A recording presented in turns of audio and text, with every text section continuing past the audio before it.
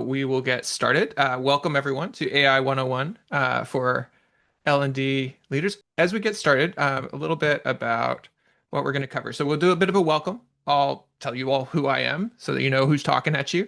A little bit about Mento. We're hosting this. And we'll talk a little bit about what we're going to cover, then dive into the meat of this, which is a discussion, a set of examples and demos and working through things. And then we're going to leave plenty of time at the end for Q&A. And like any good session, we have some objectives for this. If you, like me, have been to a lot of these different AI related things, a lot of times they're either way too high level, where they just give you sort of big picture but nothing concrete, or way too down to the guts, where they're giving you lots of things to do, but maybe not any explanation as to why or how those things work. So we're going to try to bridge that gap a little bit. By the end of our time today, I'm hoping that you'll have some mental models so that you can go beyond the details of what we talk about today, but also some immediately applicable tactics that you can use regardless of what tools you're using, and understand some opportunities to go deeper and learn more. So as we get started, first, a little bit about Mento. So Mento is first and foremost a coaching company. We are focused on helping companies really develop stronger leaders, all seniority levels, really level up people's performance at work. And we started as purely an incredible human coaching company. But as you all know, the times of the moments are all of the advances going on in software and AI. And we have been deep into the weeds of how do we build effective AI-powered coaching products? How do we support human coaches at work? How do we provide support in a purely automated way to folks across the board? So that is what we are at Mento. And I am the Vice President of Engineering here at Mento. I'm Kevin Ball, or I go by K-Ball. So whichever you prefer, you're welcome to refer to me as either. I've been in the tech industry for over 20 years at this point, led a couple different companies on the technology side. Currently, I'm one of the hosts at the Software Engineering Daily podcast. So I'm interviewing folks about AI and advances in AI all the time. And I have a background in HR, tech, and coaching. I worked at Humu, which was a behavioral technology company focused on nudging in HR tech. I'm a certified coach. So I'm hoping to be able to kind of bridge these worlds for you today and bring the sort of understanding of what's going on with the technology over into your world and what's useful for you. But in order to get a sense of what's going to be most useful for you, we're actually going to do a quick poll right now. So, Safira, if you can launch the poll, wanting to get a sense of how you are currently using AI in your L&D and HR work. And we'll take a few minutes for this. As you answer this, I'm going to ask a slightly more open-ended question to be involved in the chat. I want to make sure this is useful to you. So my question for you, if you have one to post in the chat, is what is one burning question you have about AI that if we just answered that today, if that was the only thing we answered, you would say, okay, this was time well spent. This was good. I'm glad I went.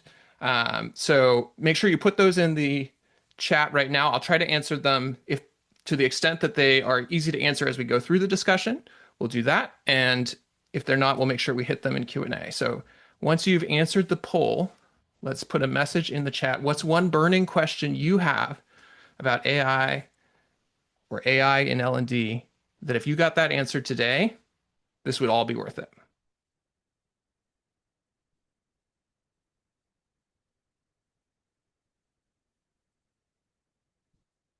Great. First question, how are folks in L&D using AI other than just content creation and brainstorming? That's great. How can I be using AI agents?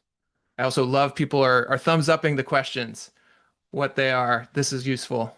This is what I want to know. Keep those coming.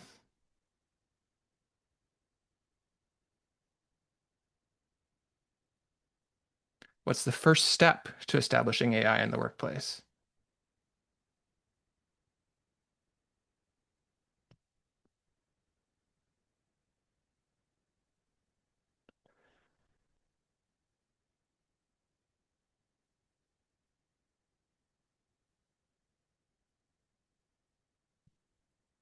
Keep the questions coming. I do also want to say, I'm up here talking. I'm going to try to address some of these, but I want this to also be an open space. So if, for example, you have an answer to one of these questions, you're using L&D, or you're using AI and L&D in a way that's not just content creation and brainstorming. Like, for example, I see in our chat or our poll results, we have a few people out there who are doing this for automating workflows or internal comms. We have a few people who are training teams on AI tools. We have a few people who are using things that are built into tools out there. So if you have a good answer for some of these questions, absolutely throw it in the chat.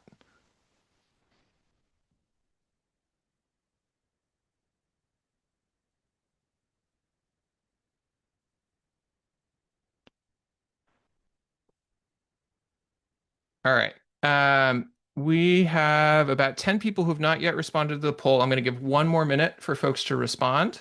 So if you haven't responded, throw something in there. And that gives us more time if you have another burning question that, hey, if you got that answered, this would all be worthwhile.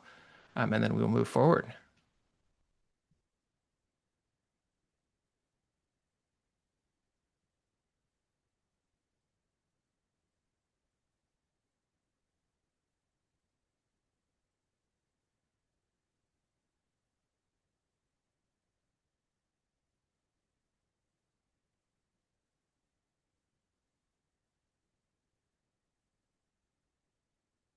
I see there is a question about using AI to optimize workflow. So those of you who are already doing that, if you want to throw something in about how you're doing it, we can do that. But then we will also cover some of this. So I'm going to move forward at this point, and actually let's share the results out. So if folks want to see how people responded, I mean, the high level answer for this question of how are folks using it other than content creation and brainstorming is, well, not very many people are, at least within our representative sample here. Most of you are using this around brainstorming or content creation.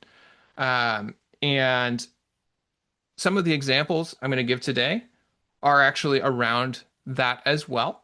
That is the most common use case. It's one of the places where we can kind of level up our usage of these things. But I also want to highlight that because this stuff is also new, we're all figuring it out. And one of the best ways that you in L&D can figure out how do you make this more applicable to your workspace is just being in there, tinkering, trying things, keeping things going. You are also going to be helping figure out how to train your people on using this properly. So what we're going to cover today, these are kind of the four high level concepts that I'm going to talk through today. And then for the latter three of them, we're going to go into specific examples of how to use it as a tactic. So first, actually, let me define LLM. So we talk a lot about AI today, but all of the big advances, the ChatGPT, the Claude, and all of that stuff that people are really excited about are with these large language models. And I'm going to make the distinction talking about large language models because I'm an engineer and because there are a bunch of other things that get called AI that don't fit in that bucket. But all the things that we're talking about today are around these large language models that, ChatGPT and Claude and Llama and all these different pieces and the different things that we're going to talk about through them. I'm going to probably use Claude as our example because that's a lot of what we use internally at Mento. But the tactics and the mental models that we're applying actually apply to all of them. So if you're using ChatGPT or an internal ChatGPT, or you're using an agent that's built into Notion or built into Lattice or something like that, those are all using large language models under the hood. And so these kind of concepts and approaches will be useful. And as we get into this content, I actually want to encourage everyone here, if you have a question, if something's not making sense, throw it into the chat. I'm actively monitoring that. And so I will try to address that. And I'm going to try to connect these things to your questions as we go. So first off, talking about this thing that LLMs are not fact machines. And this is one of the things that I think is important as a grounding piece. And some people already know this, and this is brand new, but some people, I think because of the marketing that OpenAI gives and other things, there's a bit of this misconception. So this idea that LLMs, hallucinate, sometimes they make things up, sometimes they tell things true. This is not a bug where somebody's making a mistake. That's actually fundamental to the technology. So these things, these large language models, they have no concept of truth. What they know is how to manipulate language, and they have access to very large amounts of things that have been written. So they've been trained on the web, they've been trained on documents and books and all these other different things. And a lot of times when they're manipulating language, they're going to be correct in the sense that they're going to, follow what's been written. But they don't have a ground truth model. And so a lot of what ends up happening with tools or people building around this is, hey, I'm going to give you a set of text that I believe to be true. Here's my facts. Apply this to this situation, apply this. But the model itself has no concept of facts. And so what that then means is when you're evaluating use cases, when you're using these tools, you can't turn your brain off. You need to be able to sort of look and say, how do I validate this? And the companies building tools around these are realizing this, right? So they're giving you a trail of, for example, increasingly Claude or OpenAI, they'll show you the links that they load. They'll search the web or they'll search something and they'll give you a link and say, hey, I got this from this link. So you have a way to validate. But as you're assessing tools, make sure you're looking for that and looking for a way to say, hey, what is ground truth here? But they LLMs, this form of AI, are fundamentally they're language manipulation computers. And so if you think about use cases, the more that it fits into this bucket of we're manipulating language, we're translating this from one form to another, we're cutting this down to different pieces, we're summarizing all of these things that are around fundamentally language, they work really well at. And then one final thing I think to think about here is we fall into this paradigm of chat. Everybody loves chat because it's easy to think about, but that leads you towards a set of assumptions that aren't always true. And so we're going to show some ways to maybe break out of those assumptions a little bit. But when we're chatting with a thing, it's easy to imagine there's a mind behind it that's like a human that has ideas of what's true and what's not true, and maybe does some thinking beyond what's in the chat. But that is not how the machines actually work. And so even when they're doing these like thinking processes, what they're doing is they're manipulating language and using language to follow things through. So that is kind of a grounding thing that we'll use then to bring us a little bit further along. So one of the sort of things that I want to show you all is moving from a concept of using AI for task execution to using AI to augment your thinking to help you think through something better. So we'll hop into a demo here, but I think the most common use case people are using LLMs for are like summarize this, draft this, edit this, show me 20 ways that I might do this approach. Micro task, let's do it. So I'm going to use one of those as an example, and then I'm going to show how we can kind of take that up a level. So let me see, are we sharing? We need to share something slightly different in the demo. Let's share this one, and we're going to do a new chat. And I am going to, let me actually put this down here. So can you see? We're seeing the slide you're notes seeing the currently. slide. Yes. Technology is still befuddling. Okay. Here we go. Let's do a new chat. So this is Claude. If you haven't seen Claude, it's essentially like ChatGPT, but it's by Anthropic versus not. So this tactic, if you're using ChatGPT, you can use it there. And an example use case that we heard when we were asking people, what are you using this for? Is like, hey, I have an email or I have a comms plan. I want to edit it in some way. And so I'm going to show first, like one way we might naively do that is we might say, hey, edit this for me for clarity. And I'm going to paste an email that I have. Copy and paste it. Assuming I can get it to actually copy. And I have this email. It's like, oh, we're sending out this new technology. It's an AI coaching assistant.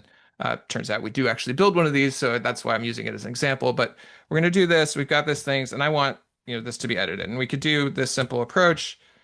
These tools are great at saying, okay, of course I can do that. Here's a announcement. and it gives me an edited version. It's honestly kind of meh. It's not that good. It's a little clearer than I had, but it's not that great. And so the tactic that I want to share here is, instead of just asking it to do a thing, we can turn this into almost a dialogue, a thought partner. So I'm going to do a new chat and do something very similar, but instead of just saying edit this for clarity, I'm going to say something like, review this for me and give feedback, then write an edited version, including after each section, a highlighted note uh, about why or what edits you made and why you made them. So instead of saying, hey, this is a chat, I'm just going to have you do a thing for me, I'm going to say like, hey, this is actually, I want this to move my thinking forward, and I want it to explain what it's doing so I can pick and choose. So if I run that with the same email, it's going to take a little longer because it's going to do more. So it's going to give me some feedback. Okay, strengths, areas for improvement. Here's different things. And now it gives me this edited version.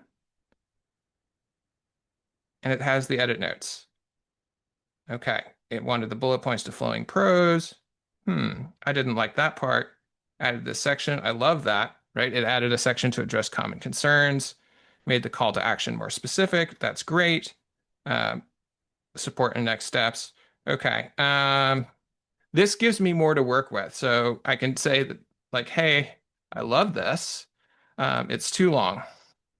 Maybe bring the, you know, bring the bullets back.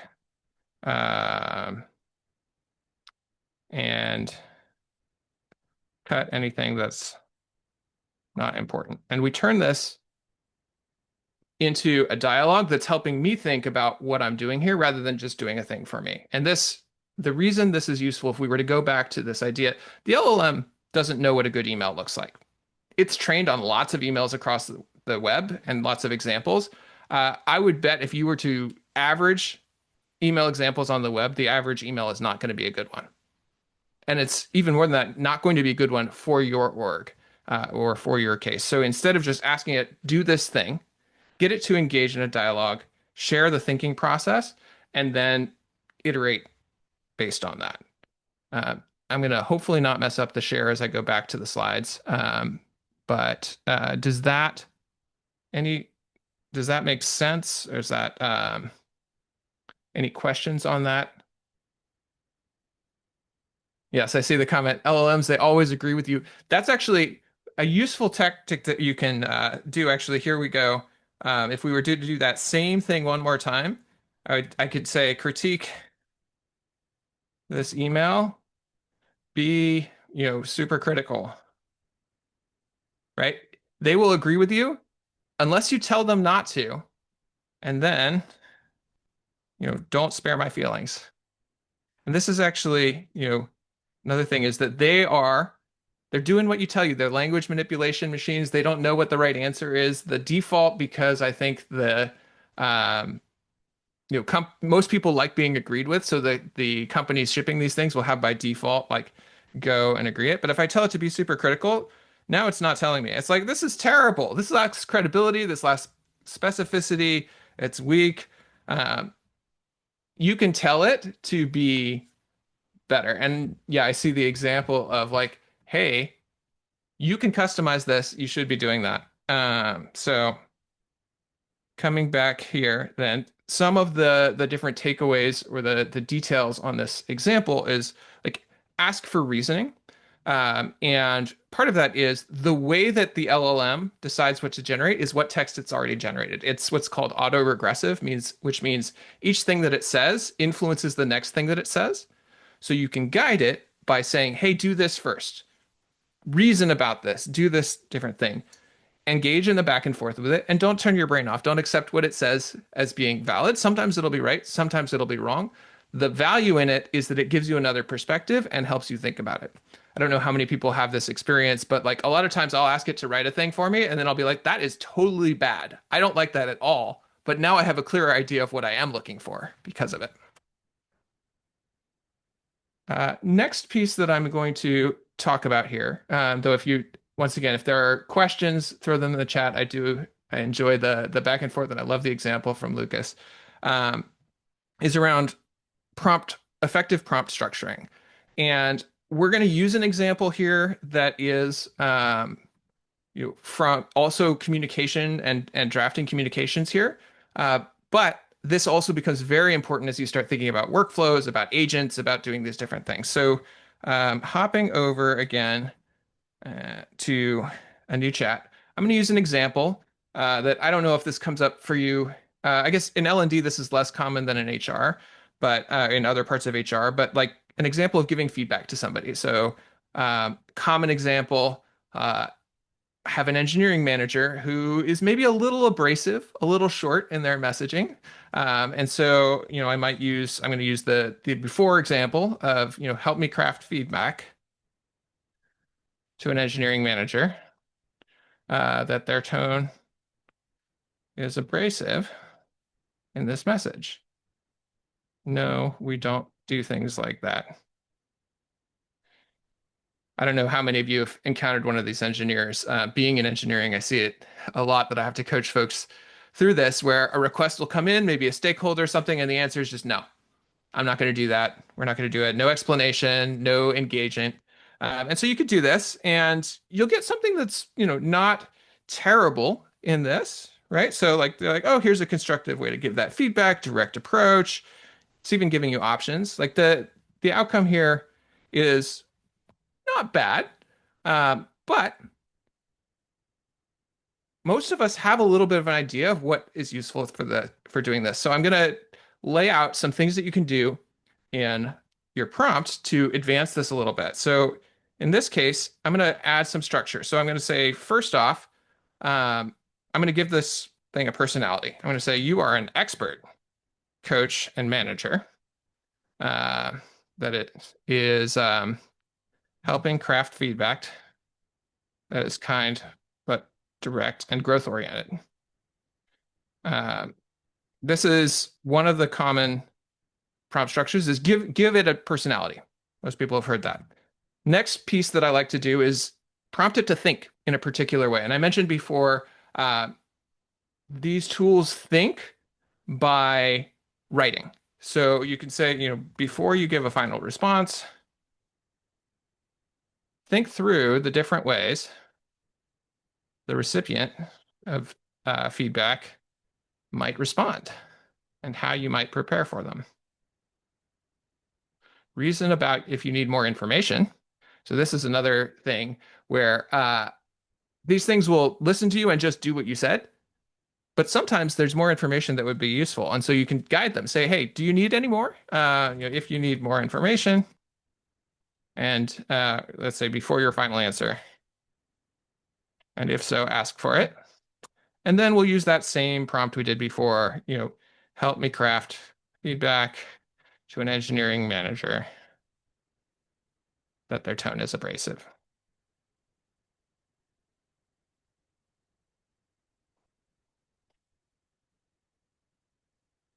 So if we run this, now it's going to do a few more things. So, oh, it needs some more context. It's saying, actually, turns out this matters a little bit. Like, what's your relationship to this person? What was the original context? Is this a pattern or isolated incident? Now, these are the things that I, as a coach, might already take somebody through when they say, hey, I'm having trouble talking to this person. Is that, well, how you're going to talk to them is going to depend a lot on what it is that your relationship is with them, how they've dealt with this before. Is it a pattern or isolated? And this comes back to this idea of we're not turning our brain off. We're not delegating everything to or thinking to the LLM. We're using it as a thought partner to augment. So here we have these questions, and then it has some responses, thinks about things to prepare for. So I could say, I'm an HRBP. Context was a stakeholder request. It's a pattern. That's why I want to address it. And they're constantly too direct and don't engage. Now, once again, we're getting to a more refined response that is there. Now, in this example, we're still crafting communication. We're still going through this, but the sort of principle here is we are giving a set of processes that we want it to go through, not assuming it's going to know what we do. And this comes back to that core idea of the LLM doesn't know the way to do things. It actually doesn't have your experience, your knowledge, all of these things, but it's a great language-based computer. So if you tell it in language what the steps you want it to go through are, it will go through them and do a reasonable job at trying to apply them. And at this point, we get a much better set of recommended feedback, but we also get, some clues on how we might want to engage depending on how they react. I'm not going to do it here, but you could even then move it into a role play. And in fact, in the tool that we are building with this, we will often suggest in this case, if you're crafting feedback, once you get there, say, hey, do you want to move into a role play? Let's jump into that. Let's do these types of things so that then as you think through these problems, you can figure out how to react and then also get feedback on your reactions. So coming back here, some of the principles here are, give the LLM a personality, tell it how you want it to be, embed your own knowledge of what's important, and leverage this idea of auto regression, which means that when you tell it to do a thing, that then influences the later pieces. So you say, okay, think about it in this way, do these things first, and then give me the final response. And I'm going to pause before I move forward again and ask any questions. Is this making sense? Is this helpful? Let me make sure we're moving on the right track. And as you hop in those, let me go back and look a little bit in terms of using L&D, making sure we're answering your questions. So I think a lot of this, in terms of first steps, there was a question about first steps to establishing AI in the workplace. And I think a lot of it has to do with demystifying, right? These things are not magical intelligences in a box over there, no matter how much their CEOs would love to do that so people give them billions of dollars. They're computers, but they're computers that work with language. And so practicing, exploring, trying, how do I use this thing in order to get the types of computations or responses that I want to get, and introducing that to people. And because they're so new and it's changing so quickly, I don't know that there's a better way than just using it over and over again and trying yourself. Don't expect it to be perfect. Don't expect it to be right all the time. Use it as a tool that we're all learning and we're all sharing together. There's a question in terms of LLMs having memory to give them a personality. So yes and no. And some of this comes back into if you want how you're engaging with it or how you're thinking about it. So if you want it to have a persistent memory, a persistent personality, that needs to be persisted in some way. And that can be done through a memory where it's learning through its interactions. It can be done through what you might call what gets called in the industry a system prompt or a consistent prompt that you put in place. So you may not have a memory function. I'm not actually, I don't use Copilot, so I don't, if somebody does, they can jump in it, but it may not have the memory function turned on, but it may have a way for you to customize it and say, hey, for me, I want you always to behave in this way. And that would probably look like just someplace where you put in some text that is this guidance and instruction. Another thing you can do, though, is you can just have and store a set of prompts that give it the personality. So it doesn't have to be a durable personality. And in fact, coming back to this idea of breaking out of the concept of chat, these things, we don't have to think of them as a being over there. And actually, I didn't prepare for this in the slides, but I'm going to hop over for one quick example to sort of illustrate this. So going back actually to our email example, we did a couple different variations on engaging with it, but I want to show you another way that you can kind of take this to the next level, which is instead of thinking of this as one being that we're talking with, using this technique of giving it a personality, I'm going to give it multiple personalities. So I'm going to say, you are 3 people in my company: the CEO, the legal department, lawyer, and a skeptical line engineer. Please review this email, argue or discuss together what the problems with it, and uh, then uh, tell me the three most important things to fix. So this is saying not just this is one being that I'm interacting with, not just one personality, but I'm going to give it three different personalities because I actually want to know how are they all going to interact, right? And so I do this, I click go, and let's see what happens.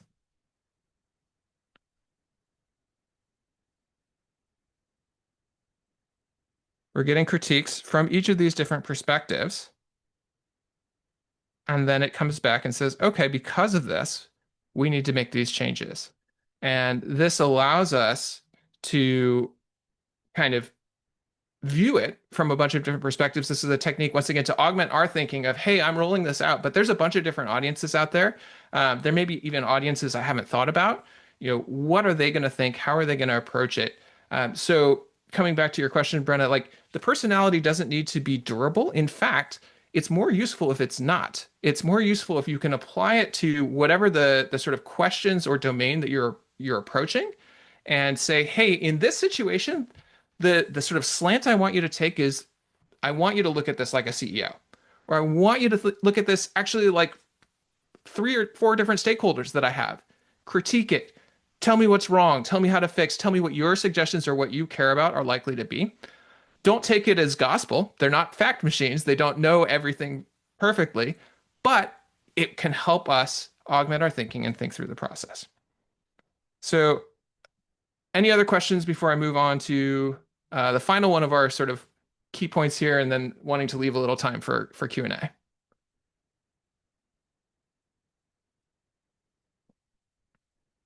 All right, we're gonna hop through.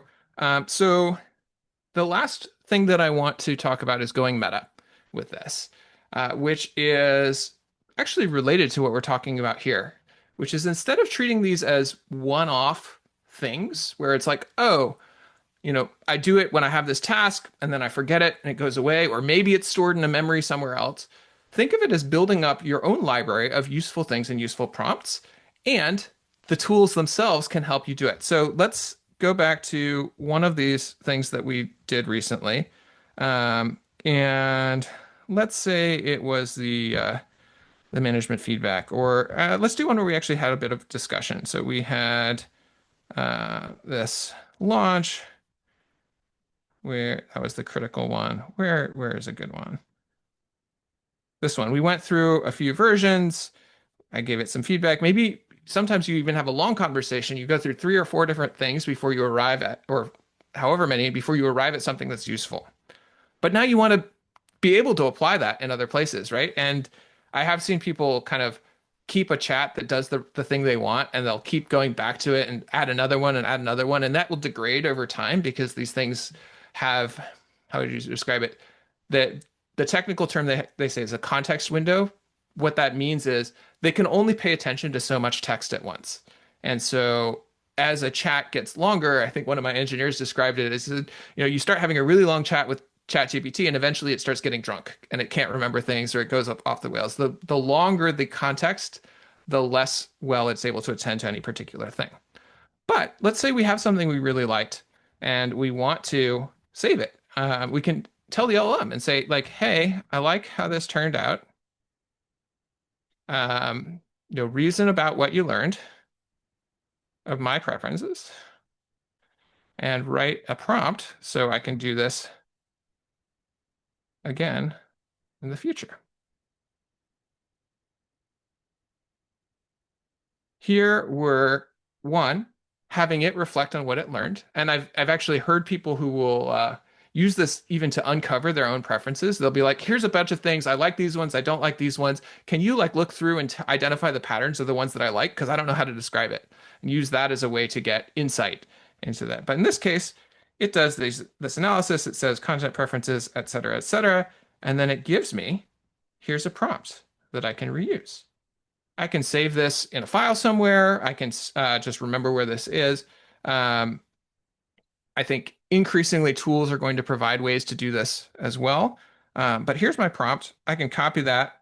And the next time I have an email or communication I want to do, come back over, paste that in, and then I do my new email, and it will automatically follow what it's learned of my preferences. This is in some ways a way to make memory of your own if you don't have memory turned on, but it's better than that. And because one of the critiques I have of most memory implementations is they don't know what's the right thing to remember all the time, right? As we highlighted, the personality that I use to assess an internal email announcement, the kind of ways I want to do that are going to be very different than when I'm crafting feedback for a particular intransigent person, be very different than when I'm just brainstorming for myself.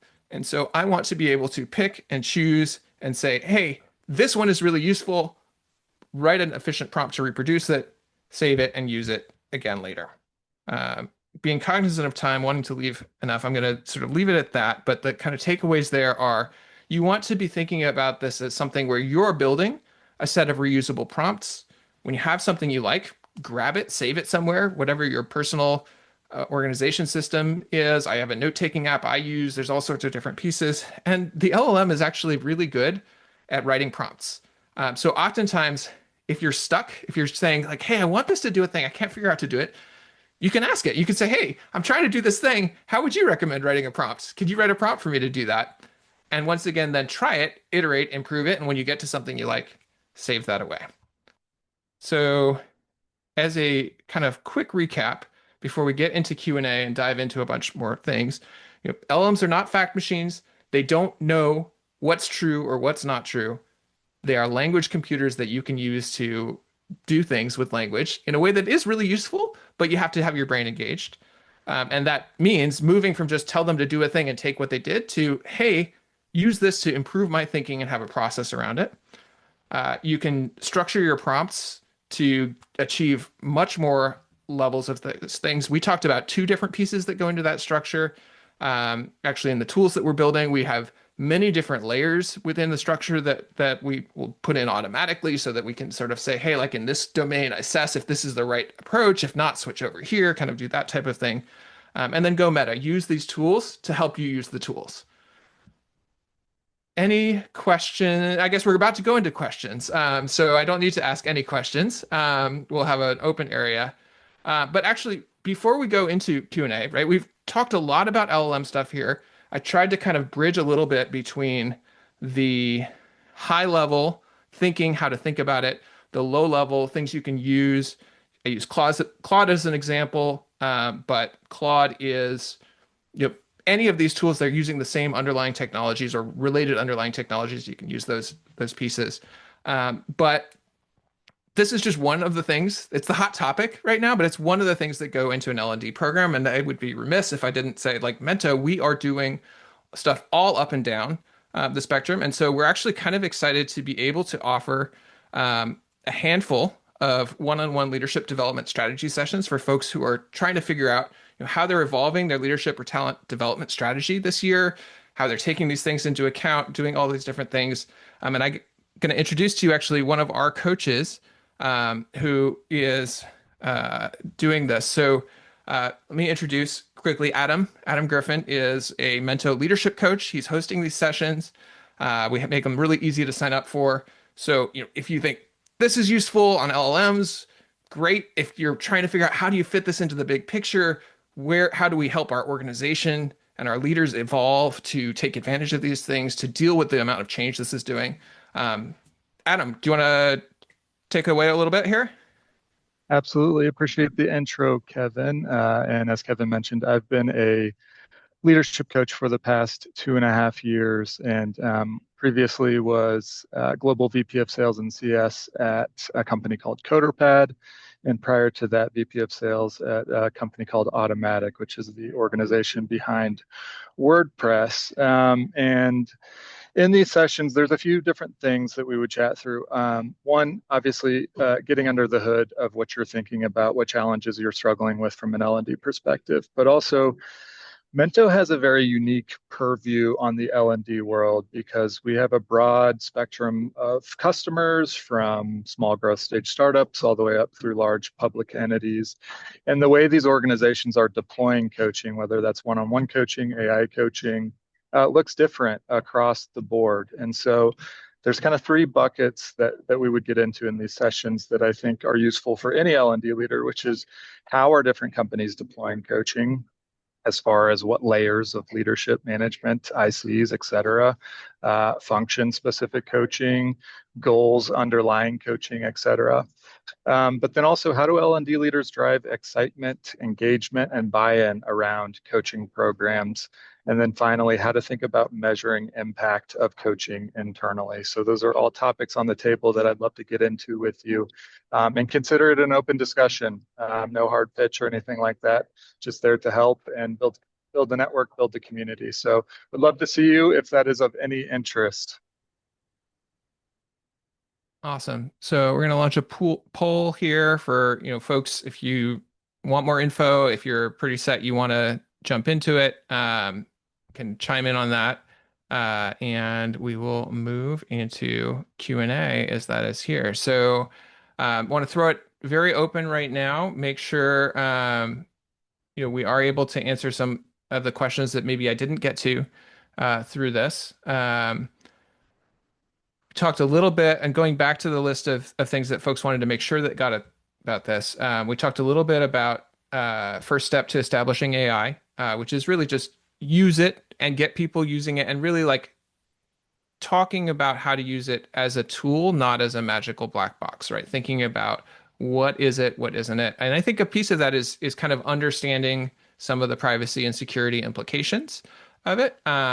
Most tools that are out there, certainly ChatGPT, Claude, our tool that we're building, a bunch of other different things. Like if you're purchasing an enterprise license, they're not training on your data. They're not, pulling it. They have pretty high level security things there, but that's I think a thing that everybody's asking questions about, everybody wanting to know. If you're using the consumer versions of these tools, like if you are an individual using ChatGPT, not through an enterprise, watch out, be careful of what you're putting there. And so I think that's a thing to be pretty clear with folks and make sure that you get buy-in from your IT team to use a tool that has strong and good guarantees there.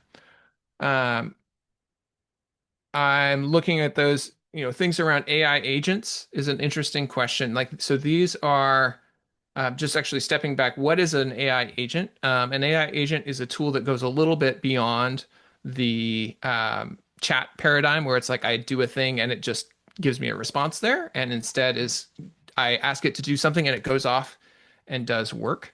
Um, there's a couple different ways to start getting involved with that. So there's tools out there that will offer you the ability to do agents of different forms. Usually they're interacting with tools. We're building one of these tools. So if you're interested in that, you can talk to us about it.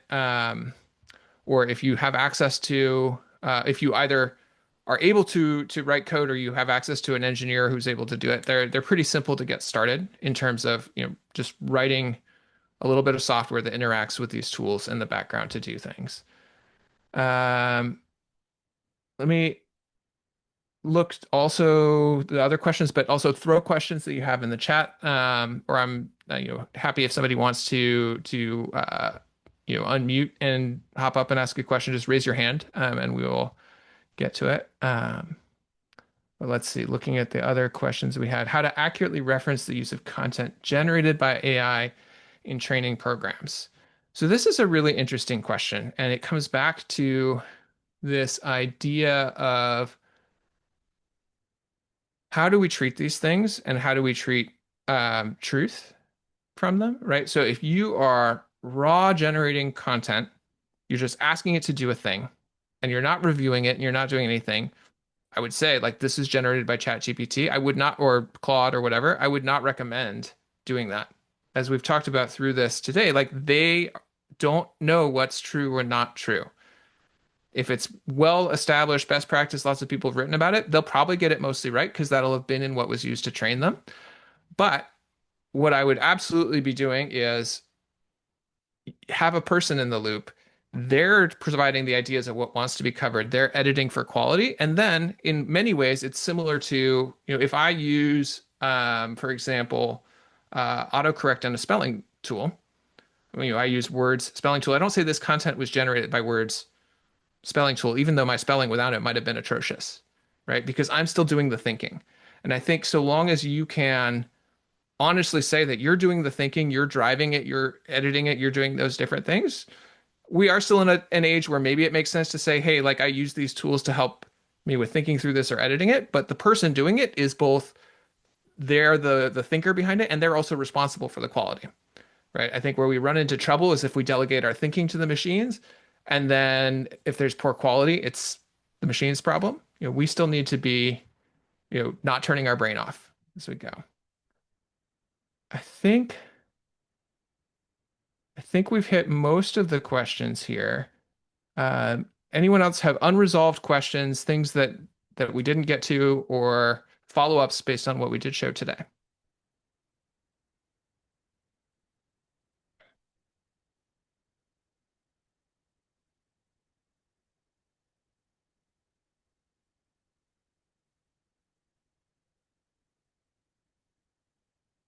All right. Question: how do you get it right in a mix of build, buy, bot? There are so many different use cases. Do you bespoke for each use case? I mean, this is a really good question. I think this is a very rapidly evolving space. Obviously we're trying to build things out in the sort of coaching, mentoring, feedback area as tools, and make those customizable enough that people can use it. But I think, because the area is moving so quickly, like there's no one right answer. It's coming back to your starting question of like, what are the problems you need to solve? Where are your biggest pain points? How do um, work with vendors who understand those pain points if you're in the sort of build area, or if you don't see vendors who are really understanding those pain points and how they're approaching it, um, then what can you do yourself in terms of building? I hope that answers your question, Chris. Feel free to follow up if it does not. Brenna asking about more other use cases in L&D outside of content creation and brainstorming. Um, would love for folks to share. I can talk you to also about what we're doing with our tool that we're piloting with a few companies right now. But I don't want to make this just all about us. So if folks have other approaches they're using, definitely chime in. If somebody has something they're excited to talk about and wants to raise their hand, I'm happy to get you on stage for it.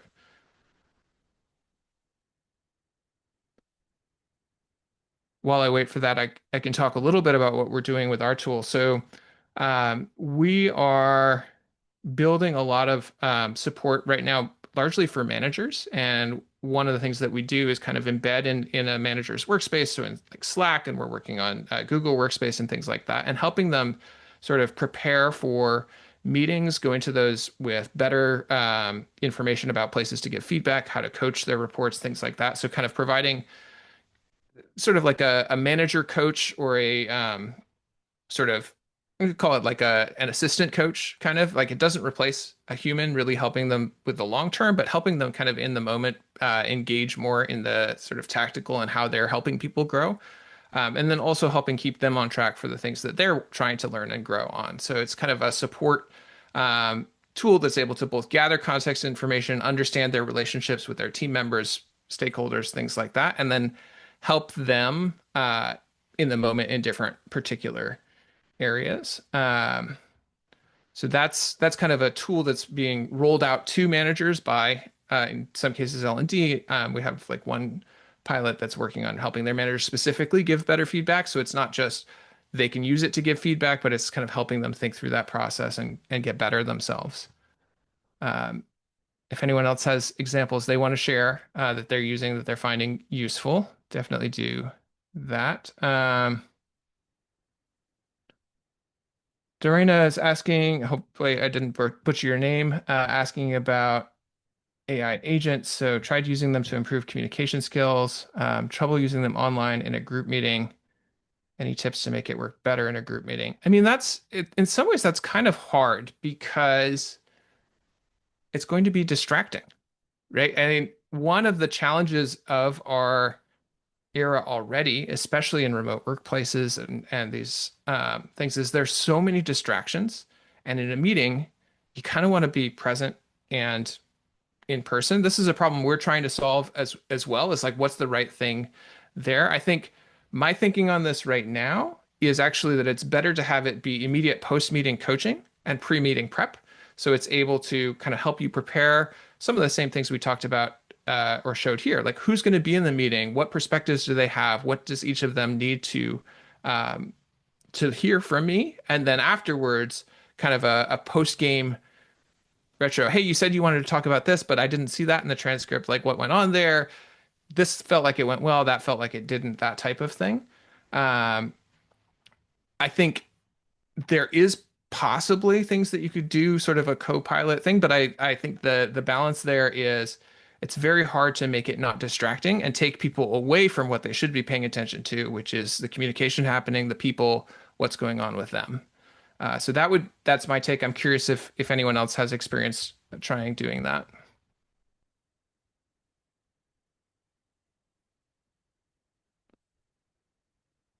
And also any other questions or follow-ups.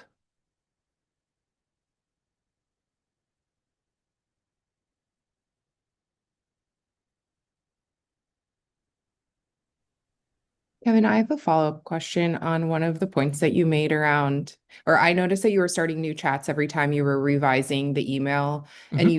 you did mention it, but would you mind reviewing? Because I'm in the habit of, if I'm working, kind of say, for example, I'm making content for a workshop and I'm working through the same topic, same persona, everything. I kind of go back to that same chat thinking that it's getting more Yeah. detailed to know me, but I don't know if I'm realizing I might be wrong about that. So can you clarify?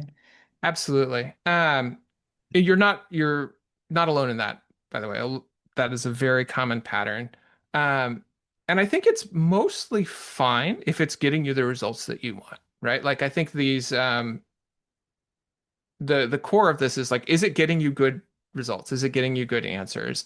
Um, these tools do have kind of limits in how much they're able to keep track of. And so a thing that and we weren't anywhere close to this. I'm just in the habit of starting new chats quickly. But a thing that you'll see if you do that is eventually it'll start losing, particularly things that you talked about early on in the process, or it'll feel like it gets distracted or it gets off topic a little bit.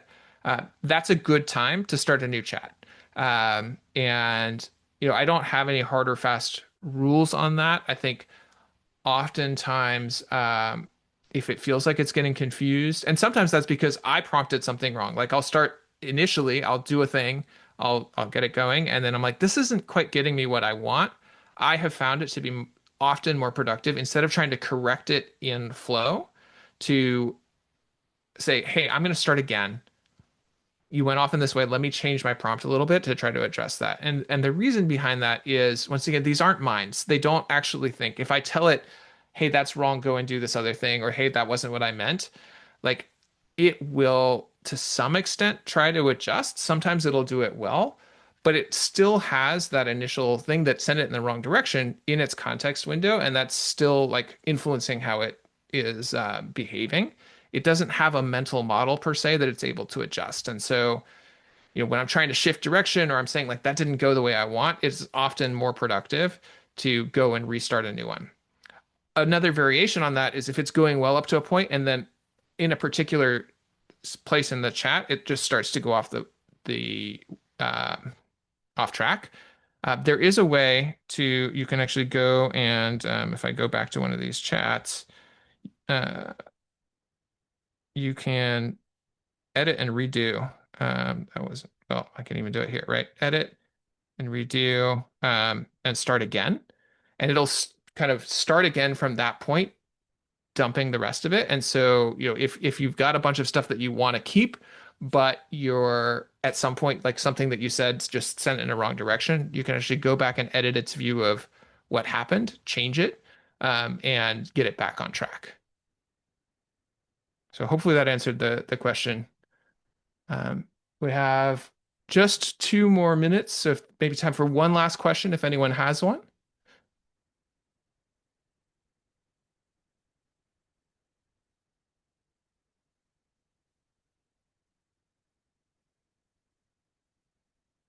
All right. Well, thank you all for your time today. I hope this was helpful.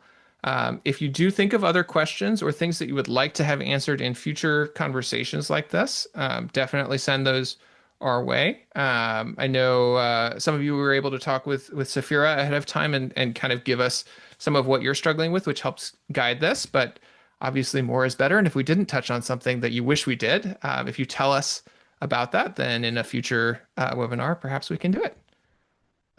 Thank you all.